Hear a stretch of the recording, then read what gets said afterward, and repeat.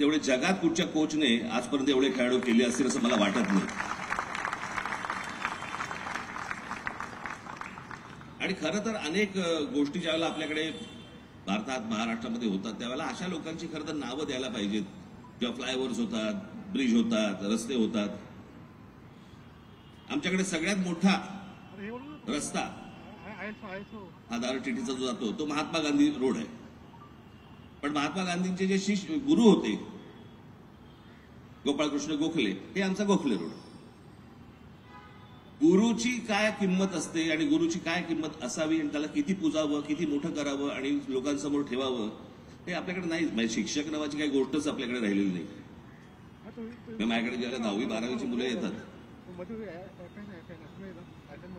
मी विचारतो, अनेकदा विचारतो, पास झाल्यावरती येतात अनेक ओळखीची परीक्षेची लोक येतात आणि विचारतात मला की काय करणार पुढे. मग काहीतरी म्हणतो की मी काही कॉम्प्युटर इंजिनियर होणार, मी आर्किटेक्ट होणार, मी काहीतरी डॉक्टर होणार, हे होणार ते. एक विद्यार्थी आजपर्यंत मला असं बोललेलं नाहीये की मला शिक्षक व्हायचं.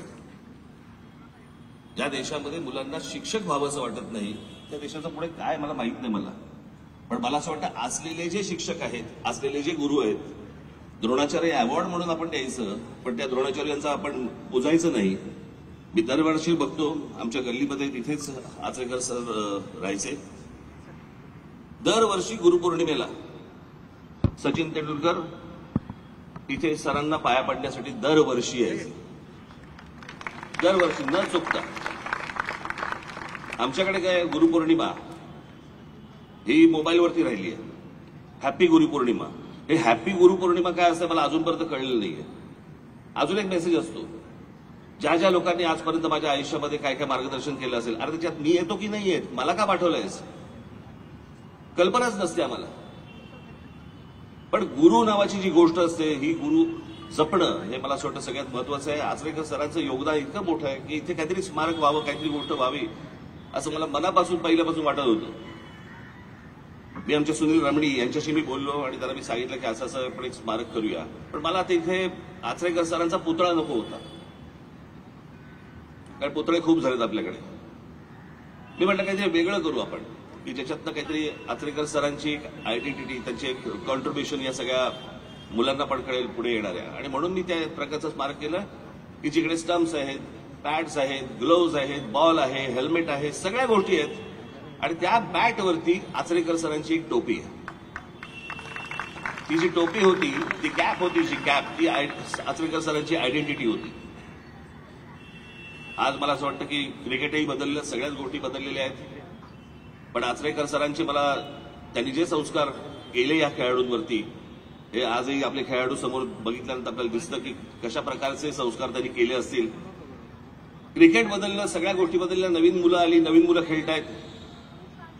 पण आजही नवीन मुलं सांगतात की आम्हाला तेंडुलकर सारखं खेळता येत नाही, आम्हाला कांबळीसारखं खेळता येत नाही. किंवा ते जे बघत असतात ती गोष्ट, जे सरांनी शिकवलं, ज्या गोष्टी त्यांनी, अर्थात ते जिनियस होते म्हणून सरांच्या शिक्षण आणि त्यांचा जिनियसपणा हा एकत्र येऊन सगळ्या गोष्टी पुढे झाल्या.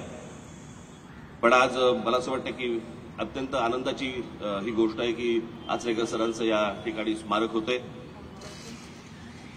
जसं तुमच्याकडे क्रिकेट जसं बदलत गेलं तसं आमच्याकडे पण राजकारण बदलत गेलं. तुमच्याकडे अंपायरने आऊट दिल्यावरती तुमच्याकडे थर्ड अंपायर असतो. गेल्या निवडणुकीला आम्हाला जर थर्ड अंपायर मिळाला असता तर मला असं वाटतं अनेक निर्णय बदलले असते, वेगळे दिसले असते कदाचित. पण आमच्याकडे थर्ड अंपायर नसल्यामुळे आम्ही काही करू शकत नाही. आज या सगळ्या बदललेल्या क्रिकेटमध्ये देखील आचरेकर सरांचं नाव हे मोठं होताना दिसतंय, लोकांपर्यंत जातंय आणि सर्व खेळाडू हे अजूनही त्यांच्यासमोर नतमस्तक होत आहेत. मला असं वाटतं की ही गोष्ट प्रेरणादायी आहे. इतर सर्व खेळाडूंनी या सगळ्या गोष्टीतनं काही गोष्ट घेतली पाहिजे, शिकली पाहिजे असं मला वाटतंय. आज सुनील रमणी यांचं सगळ्यात मोठं या स्मारक उभारण्यामध्ये खूप मोठं योगदान आहे आणि त्यांनी मनापासून या सगळ्या गोष्टी केल्या म्हणून हे स्मारक उभं राहिलं. दिवस रात्र माझ्या मागे लागायचं. आणि आपल्याकडे परवानग्या मिळाल्या तर म्हणजे कठीण असतं, सगळ्या गोष्टी कठीण असतात.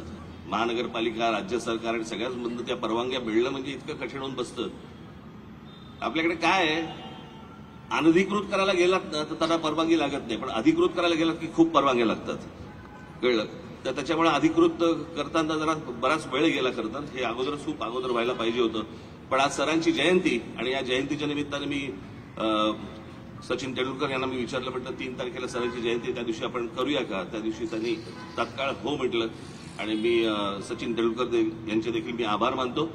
आणि आज आपण सर्वजण जाताना ते स्मारक बघाल आणि आपल्याला देखील सर्वांना ती स्मारक आवडेल अशी एक आशा अपेक्षा बाळगतो. आज खरं तर या रांगेमध्ये मी चुकीचा खेळाडू आहे, पण तरी मी बसलोय किंवा मला बसवलंय असं समजा. पण आज तुम्ही सगळेजण इतक्या मोठ्या संख्येने आलात, मी अत्यंत आपला आभारी आहे. धन्यवाद. खूप खूप धन्यवाद सर, खूप खूप धन्यवाद. एकदा जोरदार टाळ्या वाजूया त्या विचारांसाठी.